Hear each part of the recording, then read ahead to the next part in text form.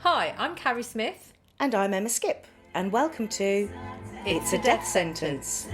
This is a podcast that takes a lighter look at the heavier things. So, if you want some of this... So somebody could have been dead for a week and end up with you.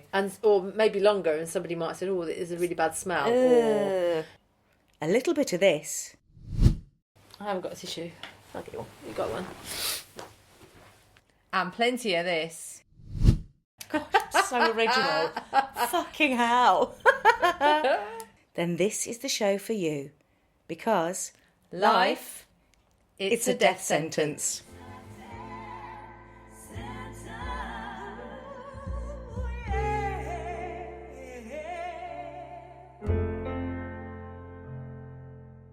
Welcome to It's a Death Sentence. Today we are joined by Louise Goode.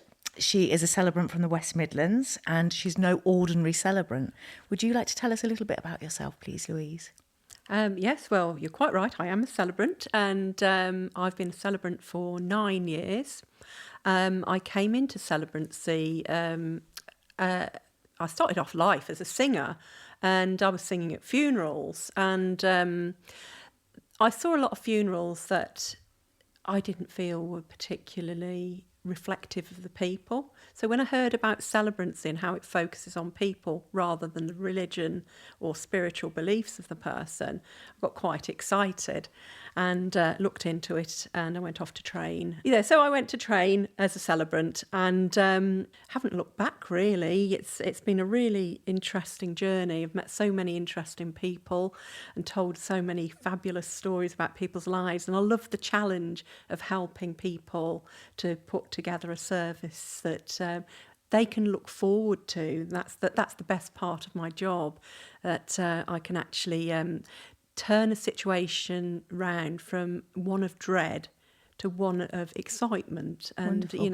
and pride as well, that they're going to be able to look back on somebody's life and really celebrate all they were, so and all they achieved. And so the clue's in the name. A celebrant celebrates life. Louise, I've got to ask you, singer to singer, what an interesting journey to come from singing at somebody's funeral, realising that you wanted to be part of that in a much bigger and more spectacular way. Do you still sing at people's funerals? I do, if I'm asked. Good, wonderful. And that could be anything, presumably, whatever the song is that person has chosen. Well, that's right, yeah. I mean, I trained as a classical singer, so obviously things like Ave Maria and Pie Jesu are not a problem. But over the years, I've sung all kinds of things. I've sung Celtic folk songs. I've sung Whitney Houston ballads, and of course, Bette Midler, The Rose, that sort of thing. Eva Cassidy, even songs by the Kinks. Amazing. So, a bit of everything really. So as well as funerals, you do weddings? I do, yes. And what do you prefer to do? Which is your preference, weddings or funerals, or you don't mind either? I don't mind, actually. They've both got their benefits and rewards. Obviously, you can have a lot of fun with weddings, and if you've visited my Instagram, you might have seen me as a pirate in Crete and on the Golden Hind last year. Wonderful. Because I was in my element doing that, because coming from an operatic background, I'd played Carmen, so being a pirate doing a wedding was like being a pirate, a Carmen at sea, if you like, a gypsy at sea. So that was probably my perfect role, really.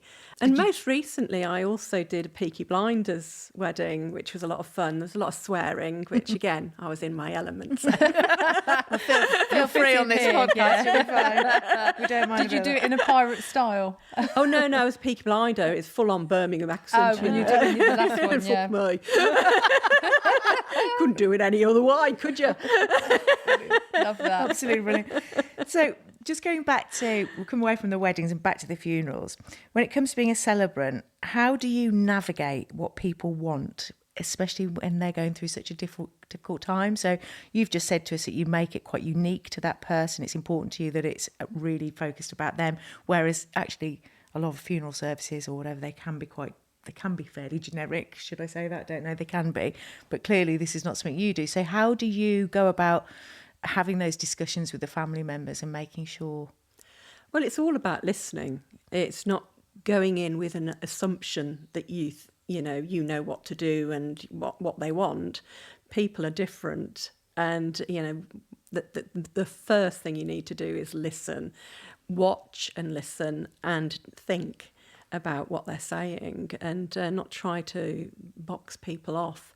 And that sort of led me to do, as with the weddings, Pirates and Peaky Blinders, I've been known to dress up in rock chick style, fishnet stockings and spiked up hair with horns. You could have come dressed like that today, wouldn't you? Yeah, guitar slung over my shoulder. This was for a young man youngish man, he was 50, and he'd been in a rock band, and his love of rock music was really apparent from the start. So we did a sort of themed funeral, which involved having the Ace of Spades instead of a hymn.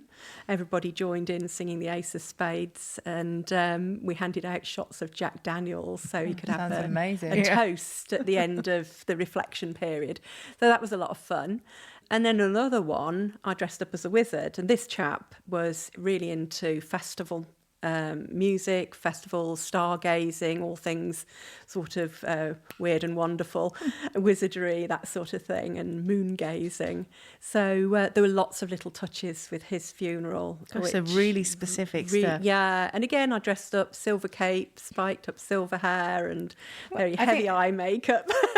My next question to you was going to be, I mean, you may have already answered this, but what is the strangest request you've ever had? Oh, now you've got me. Oh, I know. Yeah, this chap wanted to be buried in pallets. He didn't want them to go and buy an expensive coffin. And he wanted to say he wanted them to say, "You fat bastard." Like a chance. Yeah. You fat bastard. You fat bastard. You fat bastard. You fat bastard. Oh when of course, was it a lot of pallets needed? He didn't have the pallets, I'm afraid, but he did have a cheap coffin. And how I got round that was because obviously you have to be a little bit respectful that not everybody's going to find that funny. So when I got to that bit in the script, I said, "I'm not sure if I've read this right." Well, it says, you cat basket, you cat basket. And of course, the ones that knew. And, that sort of got round that little corner. But well done. That's thinking on your feet. You cat basket. I like that. Wow. Gosh, what an interesting thing to want to have said at a funeral. But I mean, why not? Whatever floats your boat. I can imagine I'll have sweat art somewhere. Well, darling. Yeah. I've read something recently about living funerals. Oh, I'm fascinated by this. I wondered if you could tell us about that. Well, yes. In fact, I've just done a living funeral at Hawksyard Hall Estate in Rugeley. And it was a really lovely event. It was for a lady who had recovered from cancer herself, and her husband has been diagnosed with terminal cancer. So it was really lovely working with them to create a ceremony that looked back on her life and a chance to really have an uplifting moment when they were together with all their friends. We had a little video show, and he stood up to speak about her, and it was a really lovely opportunity for them to share a very, very special moment. And it was also televised or filmed for a documentary, which is in the pipeline. And I'm very hopeful that that's going to spread the word a little bit, because a living funeral, as they're called, can be really helpful to people in lots of ways. And you don't have to be dying to have one. You can be in the prime of your life and just take the opportunity to celebrate your achievements, be with your loved ones, and say things to each other that you wouldn't necessarily say at a party. It's such an interesting thing to do, because when you think about it, as we get older, we only really see everybody we know and all our family members at what? Weddings. and funerals. Exactly. And by the time that's happened, then the person that you might have wanted to see is dead. So, Yeah. what a great idea. Yeah, I mean, even before I'd heard of them, I used to think, well, I'd like my funeral before I die. I want to know what people think and hear all the nice things they've got to say about me, because I kind of think it's a bit pointless after they've gone. I don't know about you, but I just think, I'm the sort of person that likes to say, nice things to people while they're alive, and this is a golden opportunity to do exactly that. And, you have to keep us updated and let us know when the documentary comes out, because we can watch it and then we can give it a shout out. Yeah, that'd be great. So on a more personal level, Louise, what's the first thing that you think of when you think about death? I mean, how should we mark it, I suppose? What can we do? For myself, being a celebrant, probably my first thing, it depends on the context really, but as a celebrant, my first thought is, how can we help people to cope with what is an enormous event in anybody's life, especially if they've been very close to that person? How can we turn this into a positive experience and take away some of the pain? And that's really what I live for as a celebrant. And again, on a personal level, can you remember your first experience of losing somebody? Well, my first experience was probably my grandparents, but I was pretty young then, so I didn't really take it in too much. But probably the most significant experience was losing my best friend from school when he was only 34, and he was HIV. And he was a really special person, and I still feel a lot of connection with him. And obviously you hear a lot of people say that grief never goes away, and I think that's probably true. It changes, but it never really goes away. No, I totally agree with that. I think it finds its way out in the most unsuspecting moments. Yeah, it's just little triggers. And I say that to my families when I meet them, because quite often they want to speak, say, at a funeral, which is great if they can.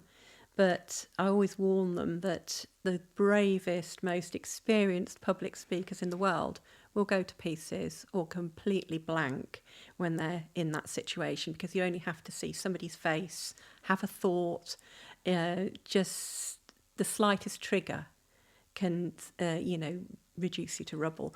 And, obviously that's a very difficult situation for them to be in, but also for the people attending the service, because there's not really a lot they can do to make them feel better. And of course, everybody becomes very upset in that circumstance. Like a chain reaction then, isn't it? It is. So with that in mind, I always ask people to write down what they intend to say, even if they think they just want to speak off the cuff.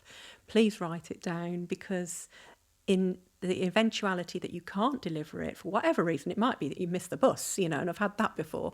But in that eventuality, I can step in to support them.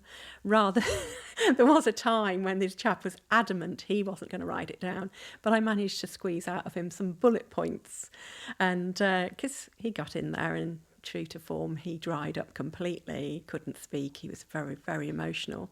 So I was standing at the side going, tell him about the dog. Like prompting him from the side, poking him. Tell him about the market. It's so nice that you can be like that. Do you think your own personal experience of loss, you saying like lost your friend and everything like that, do you think that's what prompted you to do the job that you do?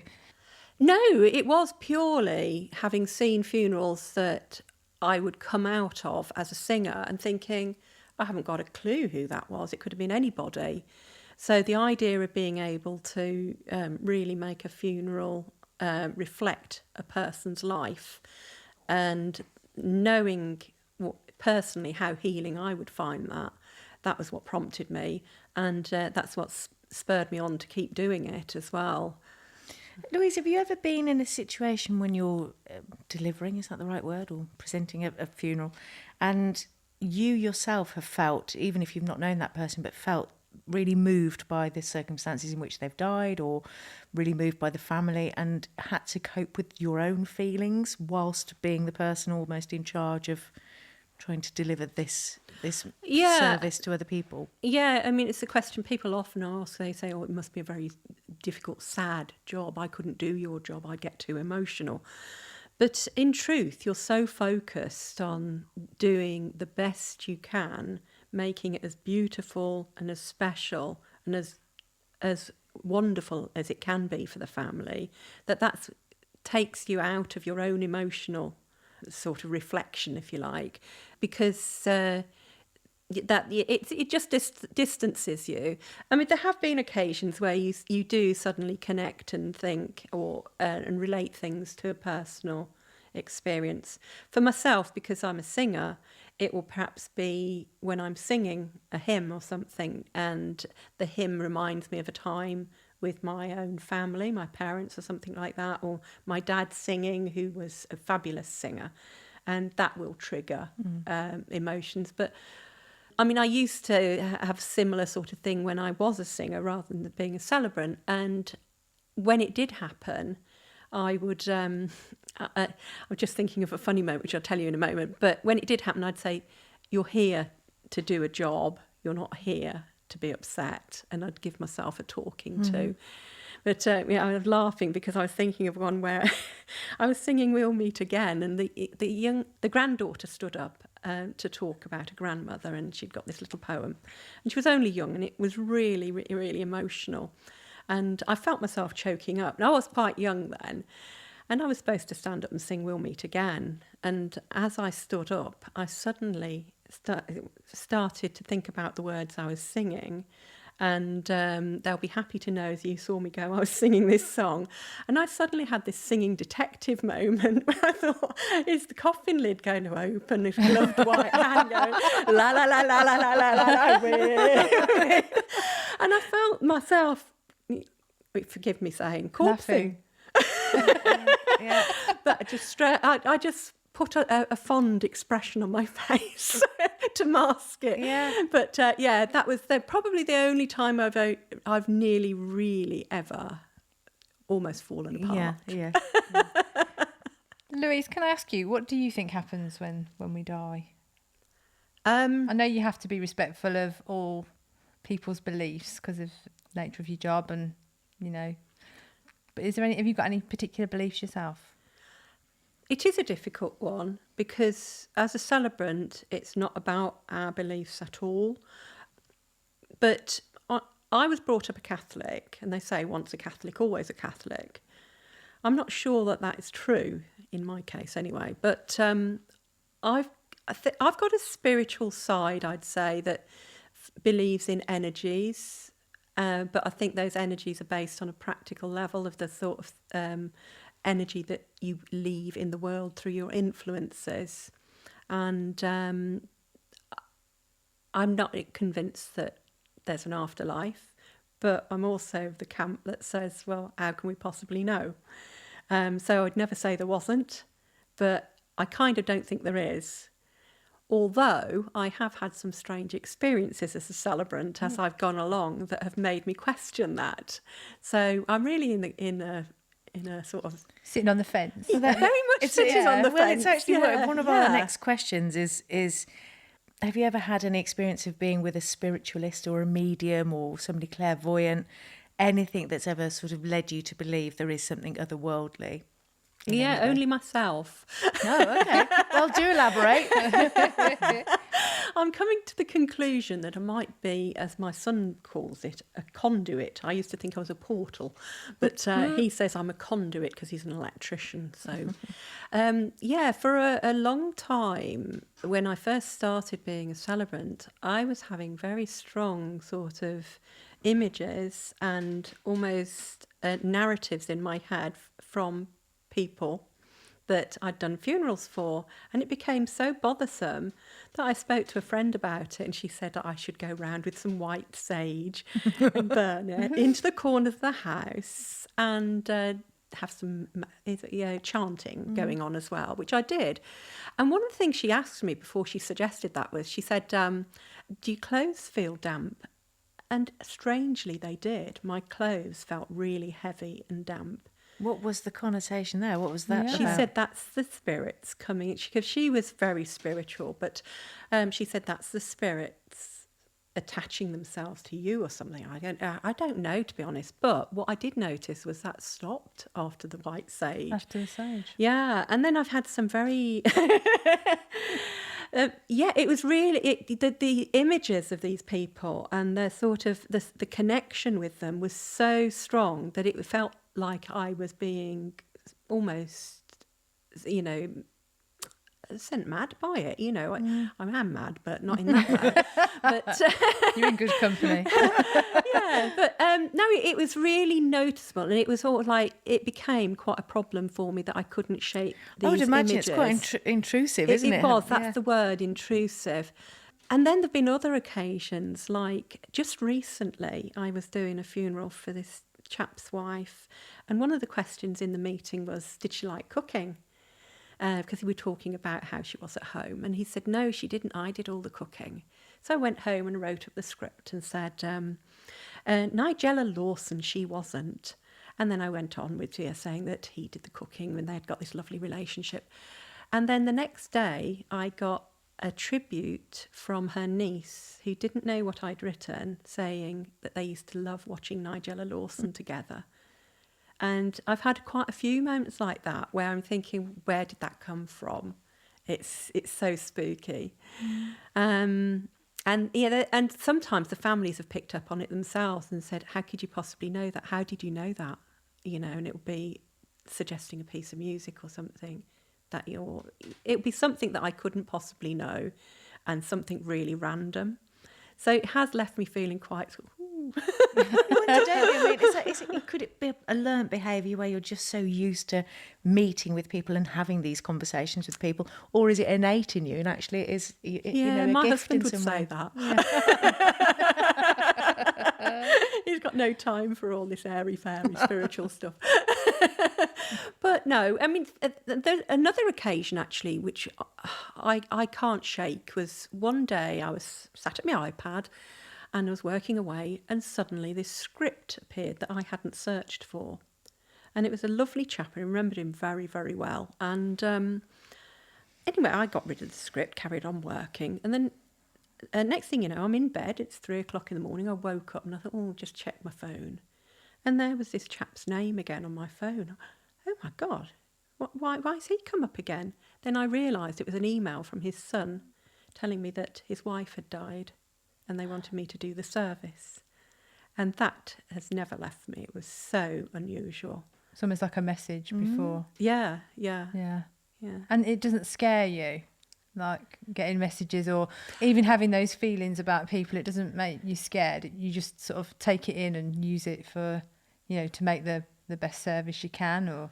Well, no, I mean, it serves no purpose at all, which is, probably a little bit frustrating, if I could perhaps use it to help in some way, but there is no advantage to knowing. And I wonder, and people have said, oh, you need to hone that, you need to go and see a medium and sort of, develop it.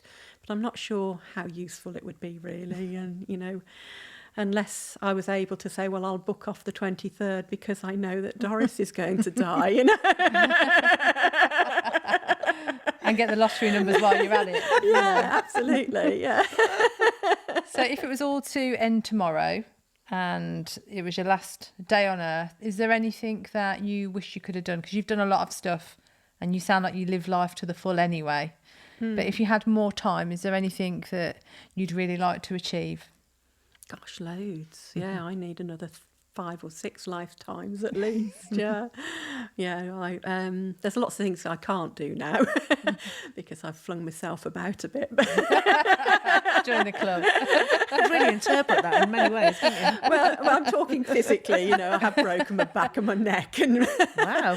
yeah, and had a nerve graft on my leg and So no extreme sports for you then? No? not now, no. I was on water skis when I knackered my back, but no, I'm not allowed to even jump up and down anymore, although I do sometimes. Yeah, you've got to have a little jump. So there's no one single thing that you haven't done that you'd really like to do?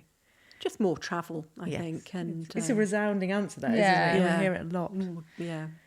Do you have your own plans in place for your own death? Well, interestingly enough, yes, I do. I always thought I'd probably go down the traditional cremation route, but I did a course with the Coffin Club. I don't know if you've come across the Coffin Club. No, but I have. I've read about Yeah, to become a Celebrant Plus. And one of the things, well, they talk about, a lot about, how you can go about planning your own funeral, and what the laws are, the restrictions, and doing the course made me realise pretty much there aren't many restrictions. Wow. And that the funeral industry has created quite a sort of a sense that you have to do things a certain way, which suits most people, but there is a growing population of people who are choosing to do things differently. And one of the things that they talked a lot about at the beginning of the course was keeping your loved one at home, which I'm a great advocate for, because I do think in the West we have a tendency to whisk people away before people have got a chance to process the loss. I often think, how it would be if your husband died in the night, you've been married for 60 years and you wake up in the morning, oh my God, he's died. You phone up the funeral director and he's gone before breakfast, and how that must impact people's ability to process death. And that's definitely our culture, isn't it? There Yeah. are cultures where having an open casket at home is normal. Yeah, but in we Indonesia, don't. they Yeah. keep the bodies for well over a year, partly because Wow. they're saving up for the funerals because it's a big affair, but they tend to their dead as though they're still alive. They take them food on, 3 meals a day, hug them, spend time with them, talk to them, and keep them in the house. I had no idea, did you? Did you not? No, I did not know Fascinating. about that. Yeah, I mean, yeah. The That's- Irish typically would be, 3 days they would have an Yeah. open coffin.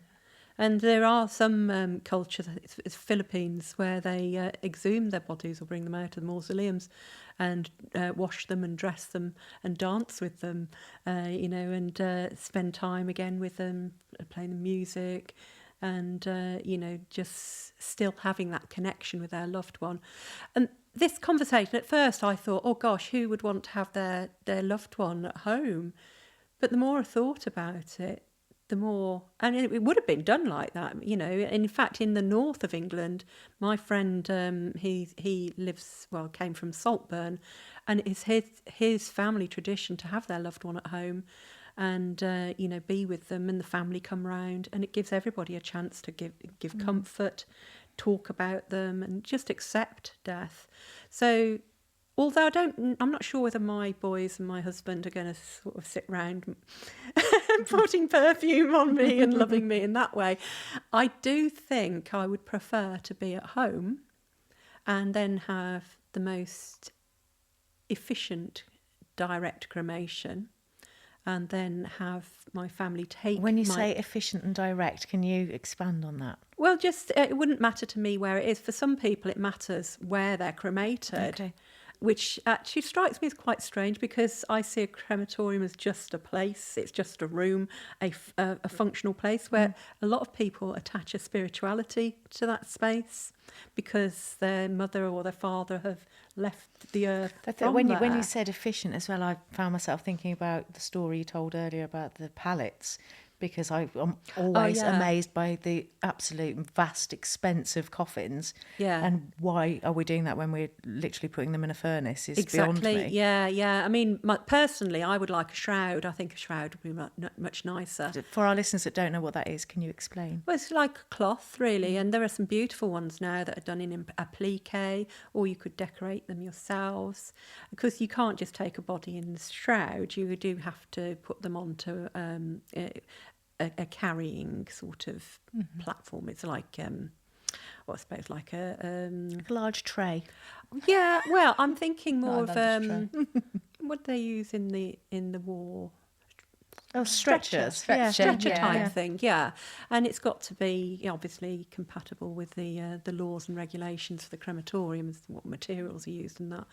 But there are lots of ways, obviously, of transporting your body, as you probably know. Willow coffins now, wool coffins. I don't know if you've come across those. They're beautiful.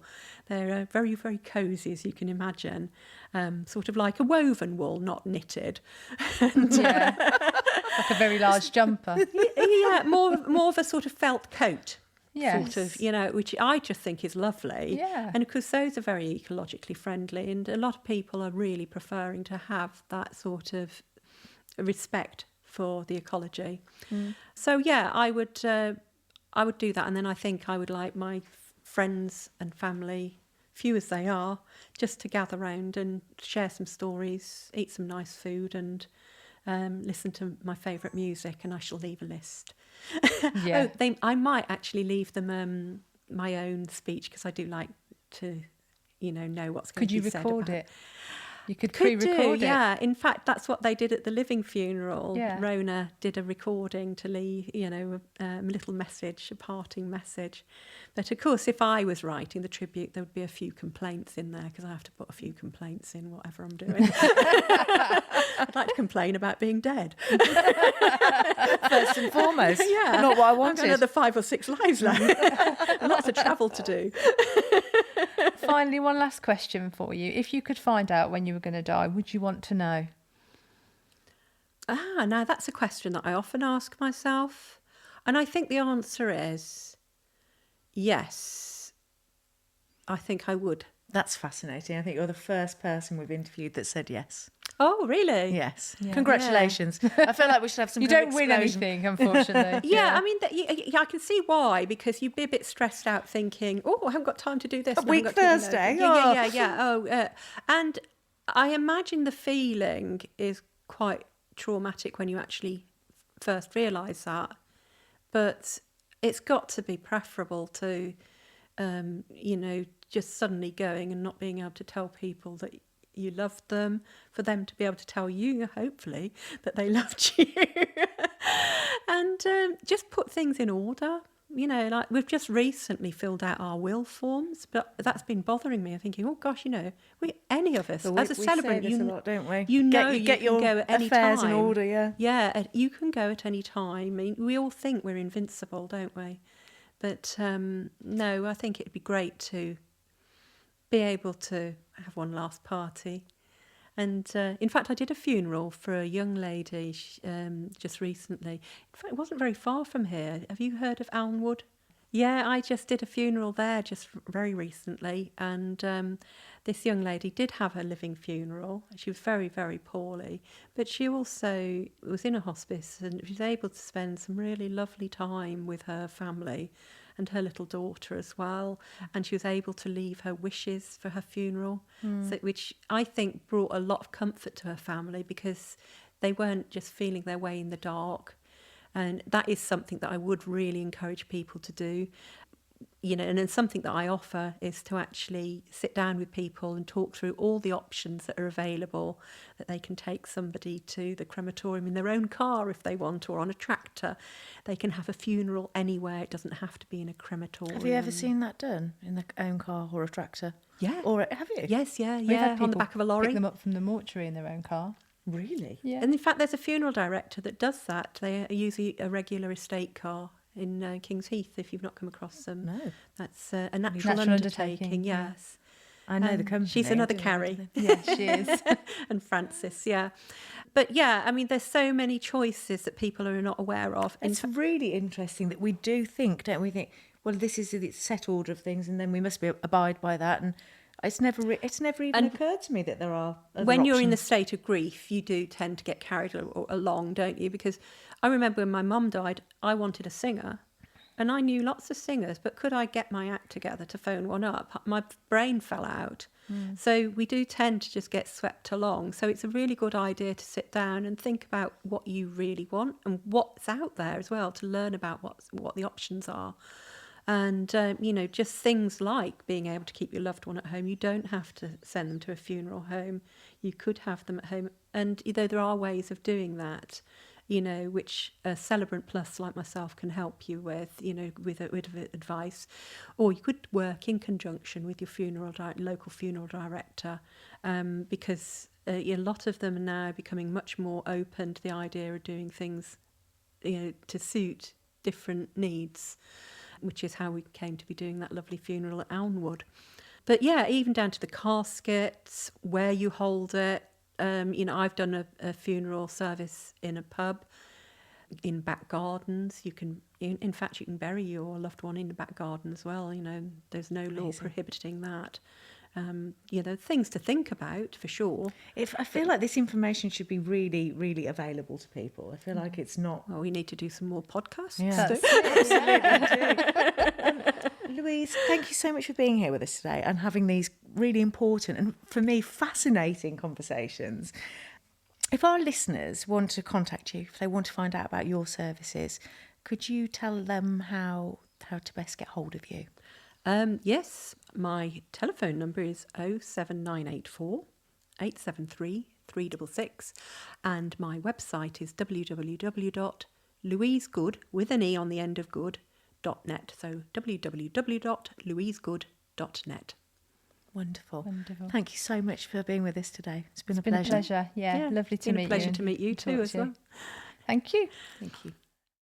So thank you, dear listeners. If you've enjoyed our show, then please do all the stuff that will help promote us.